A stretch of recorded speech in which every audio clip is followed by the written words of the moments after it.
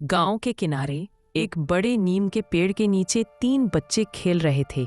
आरव, अनाया और विवान। ये तीनों गांव में अपनी दोस्ती और शरारतों के लिए मशहूर थे। आरव सबसे बड़ा था और हमेशा खोज की तलाश में रहता था। उसके मन में हमेशा कोई ना कोई नया आइडिया आता रहता था। अनाया सबसे समझदार थी। उसे पहेलियां हल करना और रहस्यों को सुलझाना बहुत पसंद था। विवान सबसे छोटा और मजाकिया था। वह अक्सर डर जाता था, लेकिन जब हिम्मत दिखाता तो सबको चौंका देता। तीनों दिन भर खेलते, कभी पेड़ों पर चढ़ते, कभी नदी में नहाते और कभी मिट्टी के किले बनाते।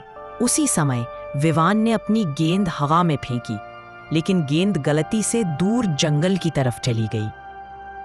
विवान घबराया हुआ बोला, अरे मेरी गेंद तो जंगल में चली गई। आरव ने मुस्कुराते हुए कहा, तो क्या हुआ, चलो लाते हैं।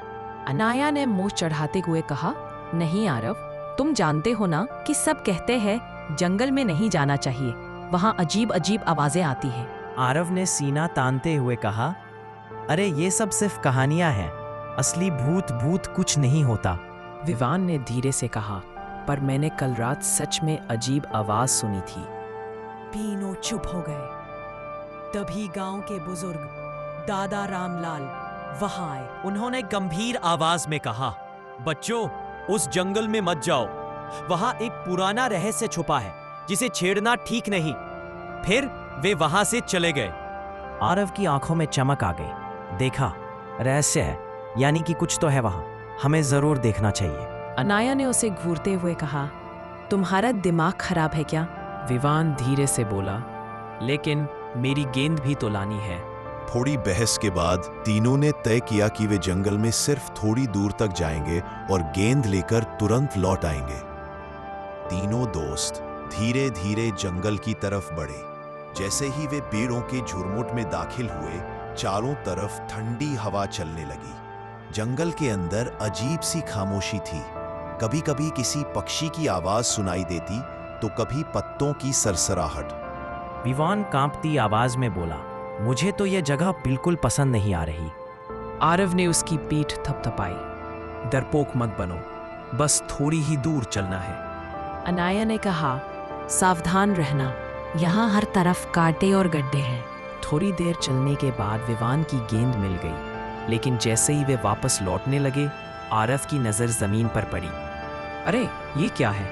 उसने झुककर कुछ उठाया। वह एक पुराना फटा हुआ नक्शा था। नक्शे पर अजीब निशान बने थे और बीच में एक बड़ी लाल एक्स का निशान था। अनाया ने उत्सुकता से नक्शा देखा और बोली, ये तो खजाने का नक्शा लगता है। विवान की आंखें चमक उठीं। खजाना? मतलब सोना चांदी? आरव ने मुस्कुराते हुए कहा, हाँ, और ये हमारे गांव का हो सकता है। अगर हमने इसे खोज लिया तो हम गांव के सबसे बड़े हीरो बन जाएंगे। अनाया ने थोड़ा सोचकर कहा, लेकिन दादा रामलाल ने कहा था कि जंगल में रहस्य है, शायद ये उसी रहस्य का हिस्सा हो। आरव ने दृढ़ता से कहा, इसीलिए तो हमें इसे खोजना है, चलो। नक्शे में दिए गए निशानों को देखकर वे जंगल के और अंदर बढ़े। रास्ते में उन्हें कई अजीब चीजें दिखी। एक पेड़ जिसकी टहनियां अपने आप हिल रही थी, पत्थर जिन पर अजीब अक्षर खुदे हुए थे, और एक तालाब जिसमें चांदी जैसा पानी चमक रहा था। अचानक उन्होंने एक बोलता हुआ तोता देखा। तोते ने कहा, अगर आगे बढ़ना है तो मेरी पहेली का जवाब दो। विवान डर से आरव के पीछे छिप गया। तोते भी बोल रहे हैं, ये जगह सच में जादुई है। तोते ने पहेली पूछी, ऐसा क्या है जो तुम्हारा है पर दूसरों से ज्यादा लोग उसका इस्तेमाल करते हैं?